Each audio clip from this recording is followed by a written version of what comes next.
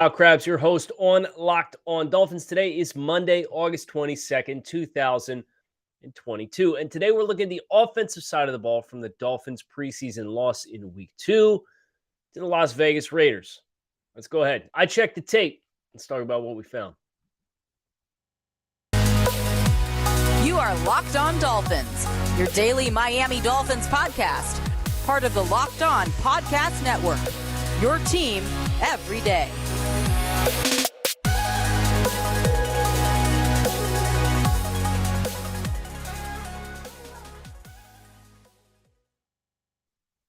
What's going on, Dolphins fans? Kyle Krabs, your host here on Locked On Dolphins. Today is Monday, August 22nd, 2022. Well, thank you guys for making Locked On Dolphins your first Miami Dolphins listen of the day. Today's episode is brought to you by Bet Online. They have you covered this season with more odds, lines, props than ever before. Bet Online, it's where the game starts. And today on the show, we're going to have a two-parter this week. We're obviously into the nitty-gritty of the preseason roster evaluation. We have a handful of cuts coming up, and we've got joint practices with the Eagles this week. But I thought it was important for me to watch the tape, take my time, and be honest about how many thoughts and opinions I had. And because of that, we're doing today's the offensive side of the ball, tomorrow's the defensive side of the ball, with the actual coaches' film reactions to the tape. And I want to talk about plays. I want to talk about players, because I think there are individual performances that are very significant that we need to acknowledge, just like I think there are individual plays that could have absolutely changed the narrative of this game for the Miami Dolphins, including the first play offensively from scrimmage from the Miami Dolphins. We got to the end of the preseason game. I only had the box score up because, to be quite frank with you, the box score I could care less about. I could care less relative to the individual player performances. But I know one of the points of concern, conspiracy theory, frustration right now is the Dolphins through 2 preseason games and the lack of ability to run the ball.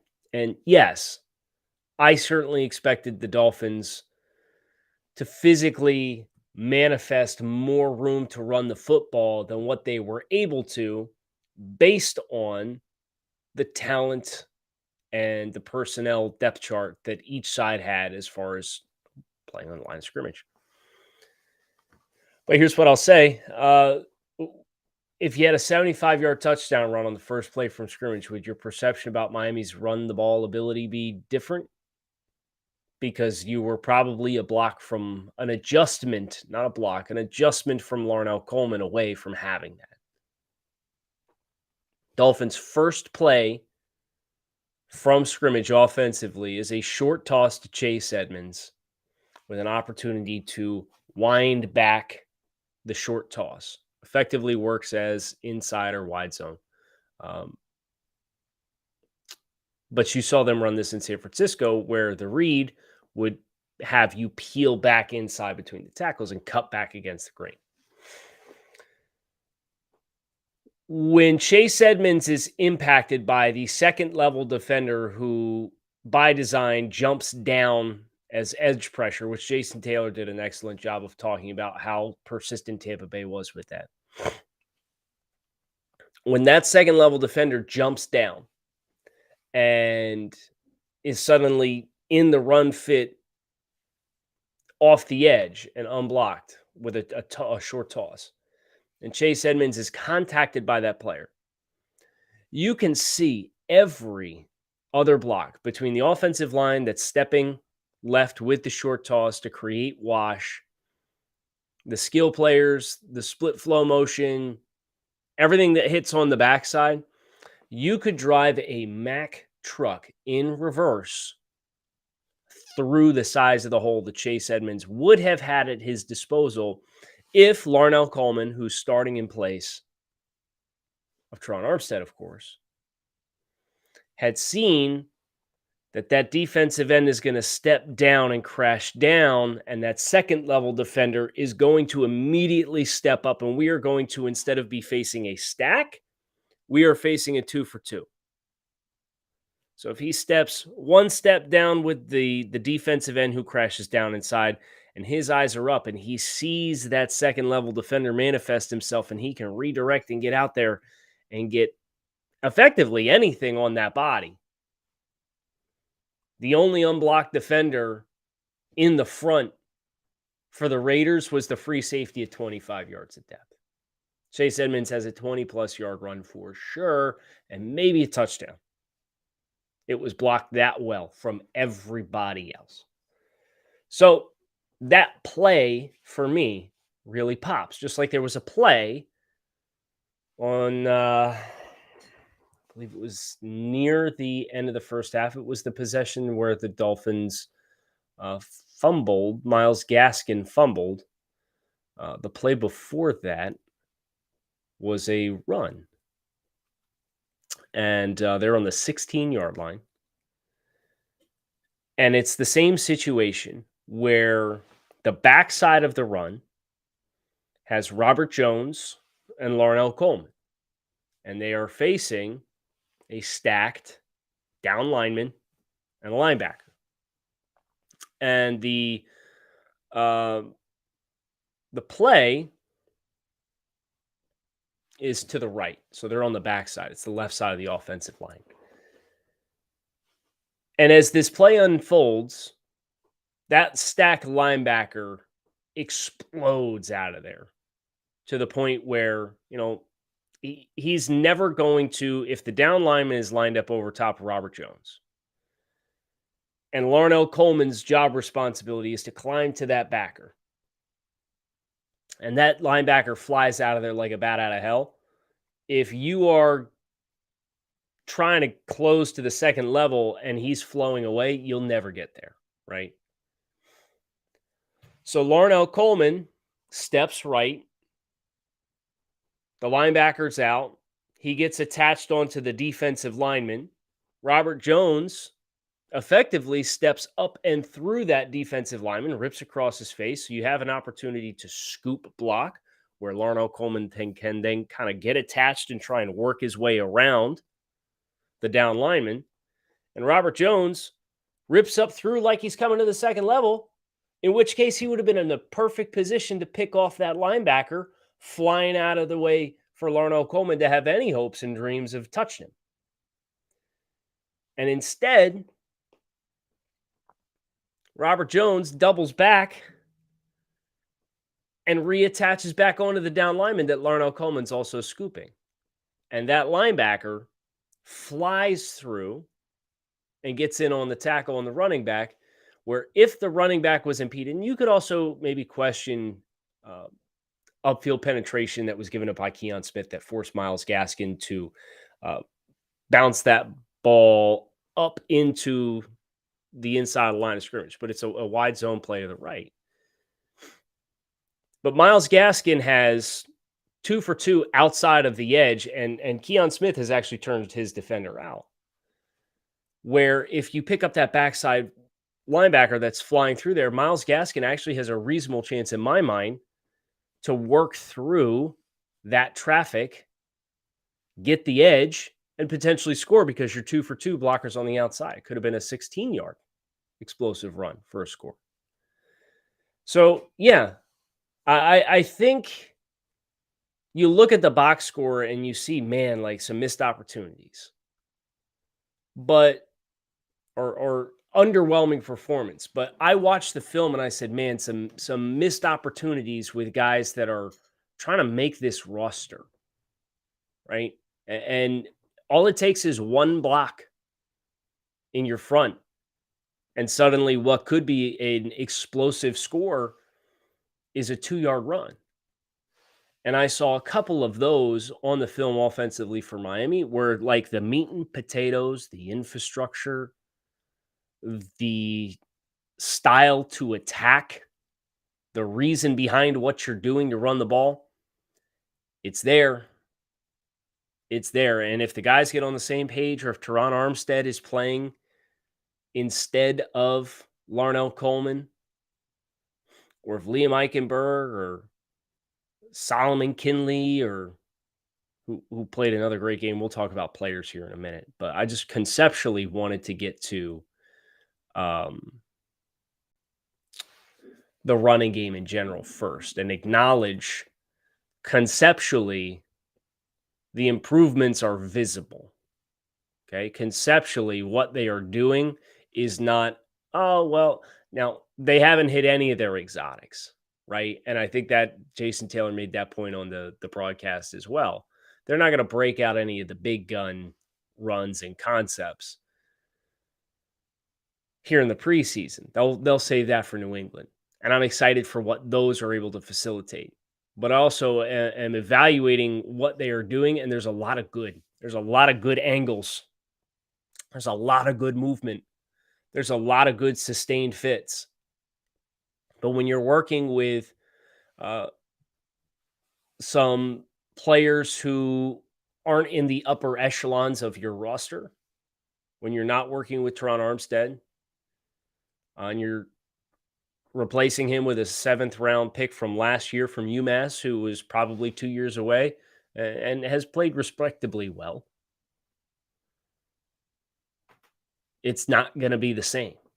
And that's where I find the most hope and enthusiasm for what the Dolphins running game can look like when everybody's in there. And then if you want to get into the whole question, well, what happens if Teron Armstead gets hurt? Well, yeah, you're going to have a problem if Teron Armstead gets hurt regardless.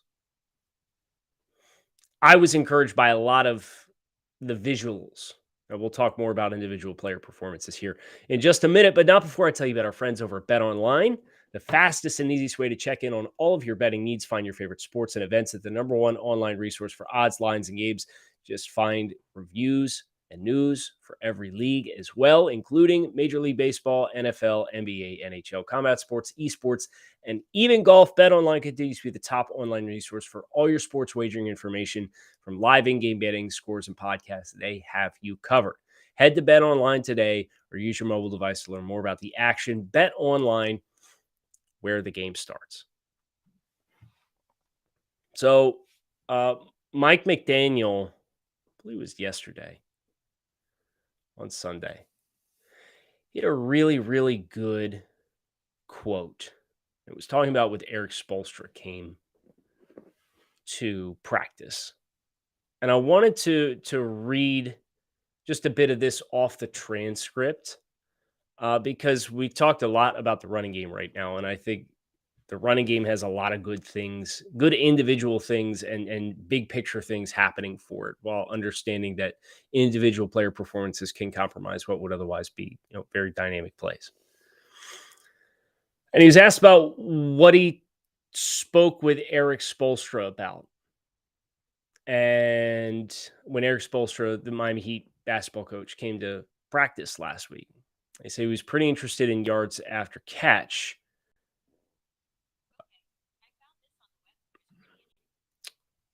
Quiet down, Siri. You didn't hear, but I did. He was pretty interested in yards after catch, which was a cool conversation because a lot of the terms that we use for yards after catch, I kind of use basketball terms to kind of illustrate that. Okay, you have our attention. Now, he was asked the follow-up question. So when you're talking basketball, spacing and ball movement and screen and picks, I'm not the biggest basketball, and this is the media individual asking, and I wish I knew who it was so I could credit them for it, but was asked spacing and and ball movement, screens and picks. Is that what you're communicating? And McDaniel said, "You're dead right. I floated it out because I don't pretend to be an expert on basketball, but in my experience in just generation," and this is where it gets interesting, "we've watched 3-point percentages completely change. The range from where good shots are taken from, fast break 3-pointers, and how the shooting range of players expands the defense. They have to guard more floor space." Just theoretically, and kind of the way we look at football, specifically on offense, is we are trying to make a defense defend maximum amounts of space. We do that with our principles of outside zone, but also speed. It's one of the reasons you like speed, is because how the defense has to defend more ground. So it's kind of similar philosophy to creating space. You do it in basketball with shooters. Then you have to draw offenders out, giving more space underneath. You do it in football by playing fast and having speed so that when the timing of the play, defenders have to defend much more area. Really cool analogy. And I think you saw that spacing not just with the wide zone, but I think you saw the spacing with how Miami's route distributions were spread across the field. I was consistently very impressed by just how much, even from condensed formations, Miami's routes were testing zones, testing zone defenders' ability to split the difference between the two. And I certainly think that's how you end up with a lot of the conceptual run after catch opportunities that you see traditionally in this offense. But let's go ahead and talk about individual player performance for the Dolphins. Tua Tagovailoa, 6 of 8 passing, I think 58 yards. I thought he was pretty clean. I certainly like the deliberate approach to work through progressions and be intentional with where your eyes and more specifically your feet are, because that was something that broke down throughout stretches of the course of last year was those throwing mechanics. And you saw him make quick decisions with the ball. There was, I think, the first third down conversion to Chase Edmonds, if I was going to get a little nitpicky, I would say that might have been an opportunity for him to work to the backside of the field. He stayed on the front side of the field and then got off his spot and then got outside the pocket, used his mobility, and then he found Chase Edmonds on an extended play. That was the one play where I watched it and said, okay, like, could we have gotten back to the backside of the set where Gesicki runs kind of a China route where you kind of run like an out and then you return and you trace it back inside and you fade away from man coverage.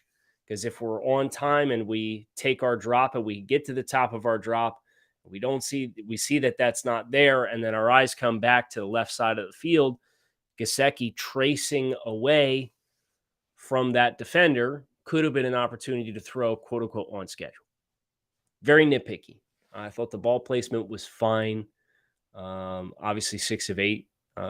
I'm not going to sit here and tell you that there were missed opportunities or he checked down too often or all that stuff. And like the throw to Chase Edmonds for the first down in the flat, you got to understand it's 3rd and 2.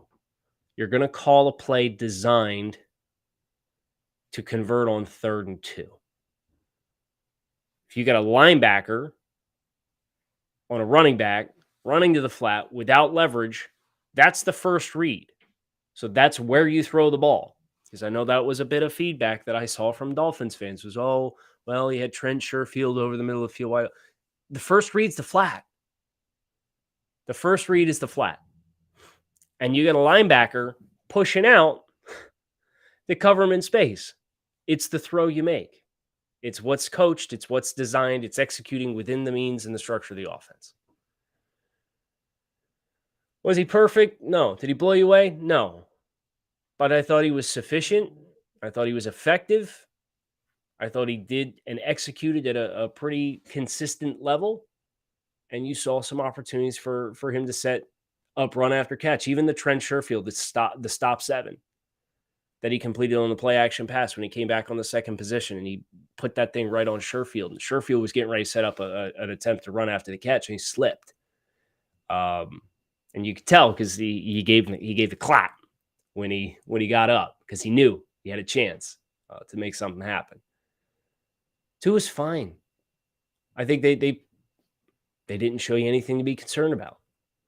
Teddy Bridgewater, on the other hand, is not doing himself any favors with trying to quiet down the Skylar Thompson tidal wave that seems to be washing over Dolphins fans everywhere because Teddy had a couple of really nice throws. The throw to River Craycraft was a really nice throw. The throw to Braylon Sanders was a really nice throw. The fade route to set him up before half and in the 2-minute offense. But he had a couple of really ugly looking reps, including the safety. You could tell Teddy Bridgewater is not comfortable moving around and rolling the pocket. And he made some poor decisions and some poor throws in those instances, including taking the safety, in which case there was nobody short. You had a deep post was the only thing breaking to that half of the field. Gesicki whiffed on his block. You got to get there, and you got to understand this play is dead. It's dead. By the time I come out of the ball fake and my eyes come upfield, the play's dead. Just throw it away. You're on a rollout. You're outside the pocket. So to hold it for an extra 5 steps and then try and underhand, poor decision. Then early in the second half, he had a crosser to Eric Ezukama on a rollout as well. And he missed him pretty badly. There was one to Ezukama that was kind of an in or a basic, like a dig route. And it was on third down, and you thought, maybe it was just a bad throw, but Teddy actually had his hand hit by a defender at the release point on that one. So the ball was not where it was intended to be. So give him a break for that one, which in real time in the broadcast looked like another ugly miss. It was a good play by the defender. But Teddy had probably 4 or 5 plays that you look at, and it's like, man, you're a veteran backup quarterback with over 60 career starts in the NFL. You'd certainly expect better results than those individual plays. Now, he also had a couple of the third down conversion to River Craycraft on an outbreaking pattern with some trash down at his feet might have been the best throw of the day for Teddy. Skyler had some dimes, obviously the corner route, the Ezukama, and the seam route. The Ezukama, they ran the corner against cover 2, and he hit it in the honey hole. And then the seam, they hit against cover 3, and he ripped it right up the seam. Over top of the linebacker, between the deep third defenders playing the far field and the high post. It was a beautiful throw. Beautiful throws. Those 2 throws from Skyler were the best 2 throws of the game. Even better than the touchdown pass, the loft and the touch to Zaquandre White. That's the quarterback room. We'll talk a little bit more down the line this week about the questions of where this quarterback room stacks, but we're keeping 3 quarterbacks at this point. Skyler's got it cooking, and I wouldn't cut him. So that would be, I was kind of on the fence last week just because of small sample size and whatnot. But he looked good in camp. Now he's looked good in 2 preseason games. Young player, a lot of upside. I'm hanging on to that cat. I'm not risking it at this point. I'm certainly advocating keeping 3 quarterbacks on the 53-man roster when it's all said and done. Chase Edmonds looked pretty dynamic. I thought he had a couple really nice showcases early in the game. But the rest of the backs, Sony Michel, couple opportunities to convert short yardage. And that's just unfortunately, unless you're going to run right downhill inside zone, it's not really good strength. And the third down run on the opening possession for the Dolphins, before the false start from Larnell Coleman on 4th down, pushed him back and made him kick the field goal, was a play in which Larnell, they ran to the left and it was downhill, and I thought it was a really good chance to convert the run, but Durham tried to cut, but he cut and the defender splayed his cut so that Durham's lower half was in the hole. Larnell stepped down, didn't really get much wash. Mike Gesicki washed with it, came all the way down, and he was going up to pick off the wheelbacker, and you had Rob Hunt coming on a wrap. But so you got Durham in the hole. Larnell really doesn't get any movement and push. Mike's out of there to go pick up a linebacker on the second level. Robert Hunt wraps around, and there's 2 defenders sitting there. And Robert gets a good pop on the first one, but it's too congested. But at the end of the day, would love Sony Michel to be able to. He got his feet through the hole, but he had to kind of high step it like he's the cartoon cat trying not to wake up the dog, was how he had to get through the hole, and it takes away all your power. So I think there was plenty of blame on that specific play to go around. But the second down run on 2nd and 1 was more of an outside concept. That's just, I think if Chase Edmonds takes that play, he probably hits it for a first down. And to be frank, that's I would not run that concept in a real game with Sony Michel.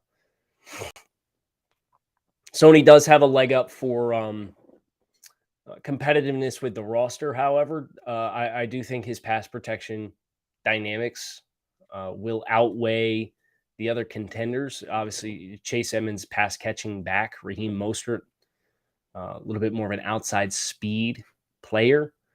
But if we're talking about Sony Michel not making the roster, I would just say, remember, his salary is like half of Myles Gaskin's. Gaskin similarly does not, he's quicker than Sony, but he's smaller than Sony. He also can't convert on short yardage situations with consistency unless he's given a hole. Sony at least has the body where if he builds momentum, he can push the pile. And Myles fumbled on the out route and catch, took 3 steps, turned his eyes back around and fumbled the football in a 2-minute offense situation down in the red zone. You can't have it. You can't have it, especially as a fourth-year player in the midst of a running back battle trying to make the roster. It was a bad play for him. It was a bad moment for him, I should say. But I think Sony is also better in pass protection and passing downs and is a bigger body for the short yardage stuff. So I still think that deck is kind of loaded against Myles at this point in time. Before we go any further, pretty important message that I would really ask you guys to give me just a moment to hear, okay? Hanging out with some friends, putting back a few drinks, a few becomes a few too many. As the evening comes to an end, people start to head out. You think about calling for a ride, but nah, you live nearby. You can make it home okay. It's no big deal. What are the odds you'll get pulled over anyway? And even if so, what's the worst that could happen? Your insurance goes up. You lose your license. You lose your job. You total your car. You kill someone. Everyone knows about the risks of drunk driving. The results are tragic and often deadly. However, that still doesn't stop everyone from getting behind the wheel under the influence. That's why police officers are out there right now looking for impaired drivers on our roads to save lives. So if you think you're okay after a few drinks, think again, play it safe, and plan ahead to get a ride. It only takes one mistake to change your life or someone else's forever. Drive sober or get pulled over.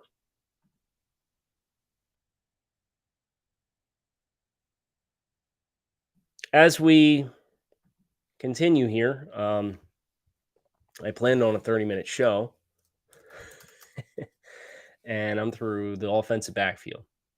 So we'll try to give some rapid fire takes from here. One thing I can't rush is the complicated case of Dolphins tight end Mike Gesicki. Played into the second half. It was one of those things where Mike himself said, I need all the work that I can get, has a good attitude about it. I did think that Mike McDaniel postgame had a pretty interesting and frank discussion.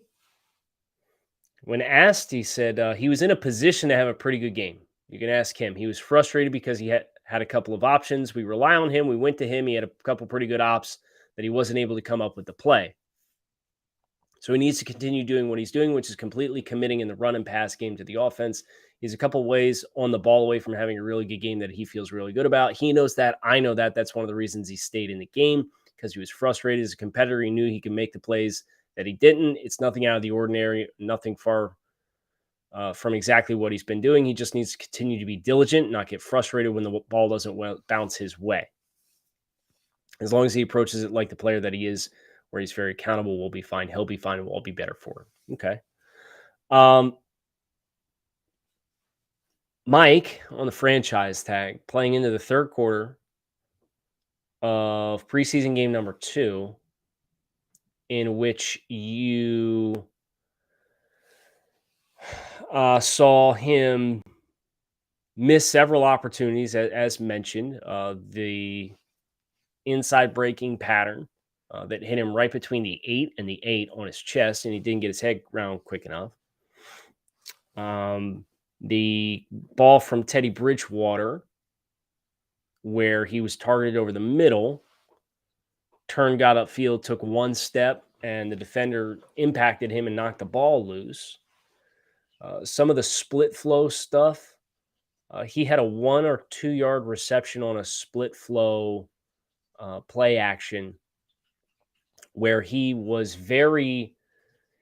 bubbled underneath the defensive end to get out into the flat. But because he bubbled under it, he conceded all this extra room. And Mike is more of a straight line guy as far as being dynamic as an athlete, right? So when he comes underneath of that, all that does is give more ground for the defenders, the rest of the defenders, to rally and come up and make the tackle. Where if he had carried momentum as he split across and came over the end, I think he could have set himself up to have a much more healthy gain than what he did.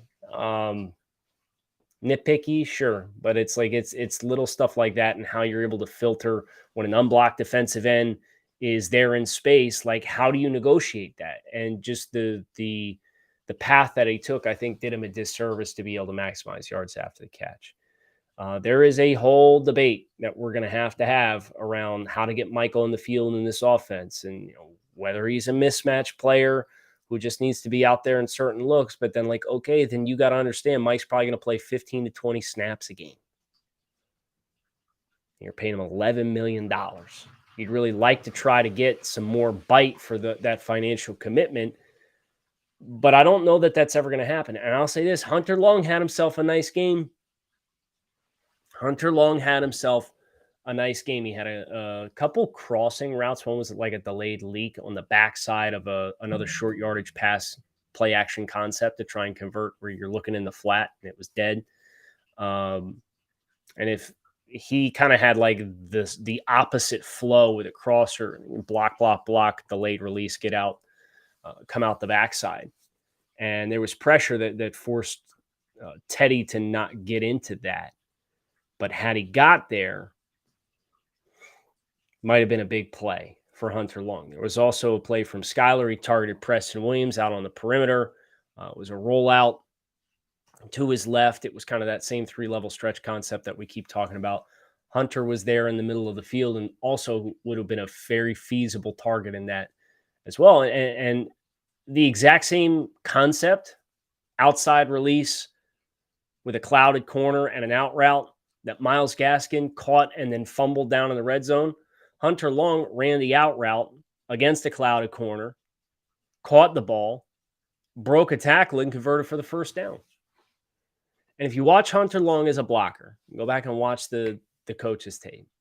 Him getting attached and fit onto blocks is different than every other tight end on the roster. I'm back in on the Hunter Long train. I know we had some concerns coming out of training camp. I'm back in.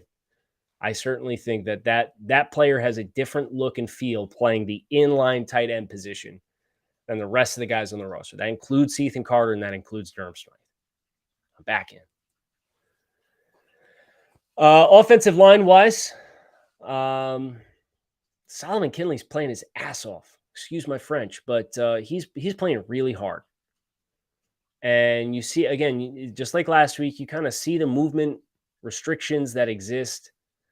Kind of the inability to really string out the point of attack and string out blocks. But in pass pro, he was really good.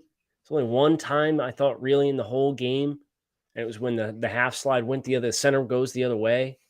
And so you're on a little bit more of an island two-way space where you struggled to sustain that block and didn't give up a sack or anything like that, but just because the tackle takes a vertical set, you got a lot of real estate. Defender eventually works his way up and kind of turns a corner around. You can't stay sticky.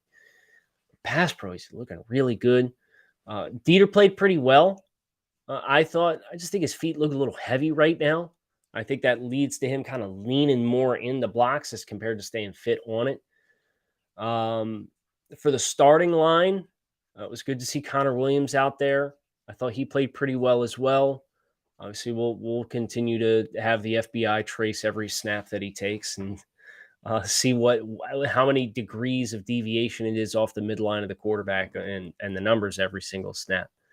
But I thought Liam played better. I thought Liam played more under control this week than he did last week against Tampa Bay. Austin was okay. I thought he overset once on a pass set. You see the athleticism. You see the opportunity. You see the jolt in the run game when we're stepping down and we're creating wash. Like, a lot of that good stuff is there. Now, again, the consistency, not so much. But I thought he played okay. Robert Jones is a player that I'm starting to cool on a little bit, to the point where I think Solomon Kinley is going to make this interesting. And Robert Jones does have more positional versatility versus Solomon, and that's something he's always going to have in his back pocket. But I think if you look at the 2 preseason games and the execution, the ability in pass pro, and this is now 2 consecutive preseason games, Solomon Kinley, in my mind, has comfortably outplayed Robert Jones. And I'll give a shout out to Adam Pankey as well. He can play a lot of different spots for you up front. And I thought he was a player that played with a lot of control. And when he came and helped a couple of times in pass pro, he almost knocked dudes over, coming in here, creating a mess, and creating really big throwing windows for your quarterback. So I didn't really dive too much into wide receivers. Obviously, we were hoping to see Tyreek Hill, did not play. Eric Ezukama, tip of the cap, stud. Wish NFL and ESPN, NFL Network and ESPN would give that guy his due. I know we're talking about Isaiah Likely having 8 catches for 100 yards in the first quarter or first half for the Baltimore Ravens this weekend. Easy E, man. He's looking like the real deal. And his solidification as a player has me looking at wide receiver 6 now, because I think Trent Sherfield's pretty good to go as well. And it's making me very curious whether or not Mohamed Sanu is going to survive cuts in favor of Lynn Bowden, who continues to get look on special teams. A couple really interesting roster storylines to get into. But that's kind of everything that I saw from a big picture, from a run game scheme, contextualizing the rushing yards, individual play, offensive coaches tape review is done tomorrow. We're going to do the defensive side of the football. So if you'll plan accordingly and join us for that. Kyle Krabs, Locked On Dolphins, fins up. Keep it locked in right here on Locked On Dolphins, your team every day. We don't just say it, we live it here on the Locked On Network. Make it a great Monday.